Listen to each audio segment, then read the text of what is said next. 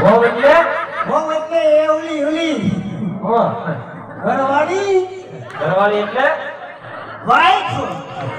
wife નહીં wife ગુજરાતીમાં wife કહેવાય એને શું કહેવાય એને ઈ કહેવાય એ પેલી ઘરવાળી ઘડીને દે ઈ એમ હા એને ઘરવાળી નો કહેવાય તો શું કહેવાય એને ઈવડા ઈ નો કહેવાય ઈ નો કહેવાય તો શું કહેવાય વાઈફ નો કહેવાય વાઈફ નો કહેવાય તો શું કહેવાય એને રહોડામાં જાય હા અને માં કહેવાય માં કેમ મારા આપાને કહે એ તારા આપા સવારમાં કહેતા હતા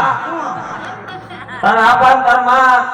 સવારમાં રસોડામાં સા બનાવતા હતા ને તારા આપા કે માં સા થઈ ગયો એમ કીધું આપા ઈ કીધા ભેગો તારી માએ છૂટી હાંસી આવવા દીધી હું સટકી ગયો તારા બાપા આવી ગયા એટલે તો માથે બેઠું ગલાડે પટાવે પ્રભુ તને એના રે બધા